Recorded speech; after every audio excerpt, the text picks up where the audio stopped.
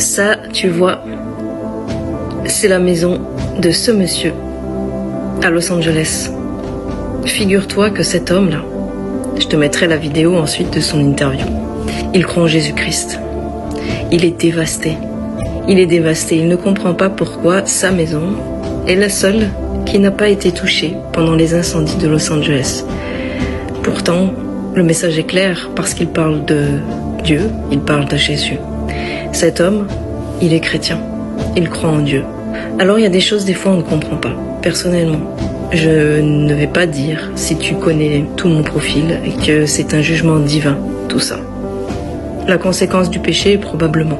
Ça, c'est certain. Mais en rapport avec la colère de Dieu dont il est question dans l'Apocalypse, non, pas encore. On n'est pas encore dans ce temps-là, on est dans le temps de la grâce. Il y a une image que Jésus donne pour parler de la grâce, c'est celle de l'arche de Noé. C'est ce bateau dans lequel on doit monter avant qu'il y ait la catastrophe. Et cette arche, elle représente vraiment l'amour, la compassion de Dieu, en fait. Et si tu veux, moi je vois cette maison comme ça, de cette manière-là. En fait, cette maison, elle ne pointe que vers une seule personne, Jésus-Christ, le seul apte à sauver l'humanité. C'est ce que cet homme a compris. Écoute bien ce qu'il va dire ensuite, et tu comprendras pourquoi je dis ça. Alors, si tu es encore dans l'hésitation par rapport au fait de choisir Christ, écoute bien cet homme. Écoute bien cet homme qui pour moi est un vrai chrétien, parce qu'il n'est pas seulement dans la reconnaissance que Dieu ait épargné sa maison, mais il est aussi dans la douleur de voir ce qui s'est passé tout autour. Et cette douleur, tu vois, c'est le cœur de Dieu, c'est le cœur du Père qui pleure en attendant que nous, les humains, nous décidions de nous tourner une bonne fois pour toutes vers lui, de le choisir lui, parce que oui, Dieu nous laisse la liberté de le rejeter.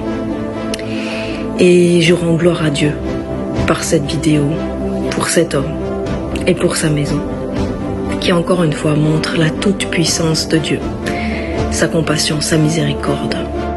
Et si ce n'est pas encore ton cas, je prie pour que tu choisisses aujourd'hui de donner ta vie à Jésus-Christ comme cet homme l'a fait. Tu vois, cette image-là, elle est vraiment ce que Jésus a dit. C'est-à-dire que quand on construit sa vie sur lui, on construit sa vie sur le roc. Les éléments peuvent se déchaîner contre nous, mais la maison ne tombera jamais, ne sombrera jamais. Alors je te laisse écouter ce que cet homme dit, ce qu'il explique. Et je prie que le Seigneur t'ouvre les yeux par rapport à l'amour et à la compassion de Dieu. Parce que même si Dieu nous laisse nous égarer, parce qu'il nous aime justement, qu'il nous laisse libres, il fait tout pour qu'on puisse à nouveau le choisir jusqu'à la fin de notre vie, jusqu'à notre dernier souffle. Dieu nous poursuit dans son amour.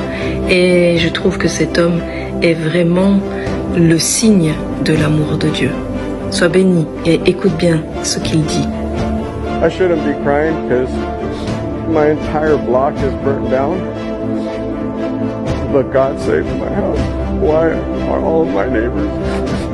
Why are they? And then in the middle of two burnt down blocks, there's one house standing, and that's mine.